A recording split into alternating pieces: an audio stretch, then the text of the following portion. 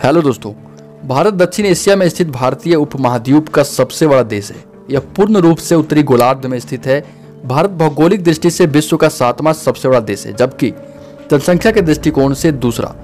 वैसे तो दुनिया के हर देश का अपना इतिहास है और बहुत ही खूबसूरत रानियां उनके इतिहास का अहम हिस्सा रही है, लेकिन बात जब हमारे देश के इतिहास की आती है तो ऐसी कई रानियों के नाम जेहन में आते हैं जो अपने खूबसूरती के लिए ही चर्चित थी।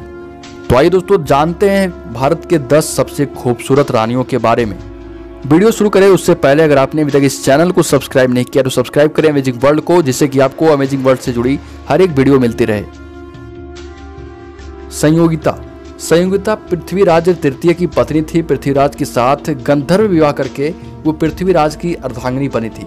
भारत के इतिहास की महत्वपूर्ण घटनाओं में संयोगिता हरण गिना जाता है। पृथ्वीराज की 13 रानियों में से संयोगिता अति रूपवती थी। संयोगिता को तिलोत्तमा, कांतिमणि, संयुक्तमा इत्यादि नामों से भी जाना जाता था और ये भारत की सबसे खूबसूरत रानियां हुआ करती थी।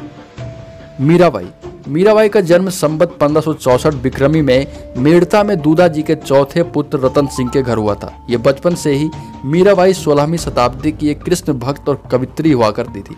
उनकी कविता कृष्ण भक्ति के रंग रंग में और गहरी होती जाती थी। मीराबाई ने कृष्ण भक्ति के स्फुट पदों की रचना की है और मीरा जो है कृष्ण की एक भक्त भी हुआ करती थी।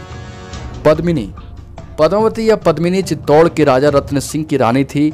इस राजपूत रानी के नाम का ऐतिहासिक अस्तित्व बहुत संदिग्ध है और इनका ऐतिहासिक अस्तित्व तो प्रायः इतिहासकारों द्वारा काल्पनिक स्वीकार कर लिया गया है। इस नाम का मुख्य स्रोत मलिक मोहम्मद जायसी कृत पद्मावत नामक महाकाव्य में दिखाया गया है। रानी लक्ष्मीबाई मराठा शासित झांसी राज्य की रानी और 1857 के प्रथम भारतीय स्वतंत्रता संग्राम की वीरांगना। उन्होंने मात्र 23 वर्ष की आयु में अंग्रेज साम्राज्य की सेना से संग्राम किया और रण क्षेत्र में वीर गति प्राप्त की, किंतु जीते जी अंग्रेजों को अपनी झांसी पर कब्जा नहीं करने दिया। रानी लक्ष्मीबाई अंग्रेजों के खिलाफ 1857 के गदर में लड़ी थी और लड़ाई के दौरान शहीद भी हो गई थी। इतिहास में उन्हें झांसी की रानी का नाम दिया गया। वैसे तो इतिहास में उनका नाम खास तौर से उनकी वीरता के लिए जानी जाती है, लेकिन वो बहादुर होने के साथ साथ बेहद सुंदर भी थी। राजकुमारी नीलोफर का जन्म इस्तांबुल में हुआ था और शादी हैदराबाद की आखिर निजाम के दूसरे बेटे से हुई थी।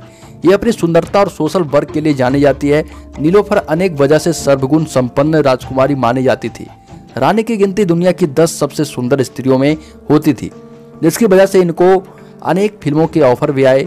राजकुमारी नीलोफर ने नर्स की ट्रेनिंग प्राप्त की और हैदराबाद में बच्चों और औरतों के लिए एक अस्पताल की स्थापना की। आपको बता दें कि बच्चों को बेपनाह मोहब्बत करने वाली राजकुमारी कभी मां नहीं बन पाई।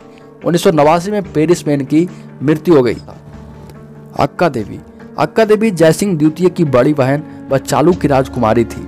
अक्का देवी कर्नाटक के चालुक्य वंश की रानी थी और अपनी सुंदरता और शासकीय गुणों के कारण प्रसिद्ध थी। वह पश्चिमी चालुक्यों के राजा जयसिंह द्वितीय की बहन थी और सोमेश्वर की मौसी थी। चालुक्य का शासन दक्षिण भारत के इतिहास में एक महत्वपूर्ण स्थान रहा है और आपको बता दें कि चालुक्य ने 600 वर्षों तक भारत में दक्कन के पठार पर शासन किया। अक्का देवी पश्चिमी चालुक्य साम्राज्य का हिस्सा थी जो चोलों के साथ लगातार संघर्ष किया करती थी।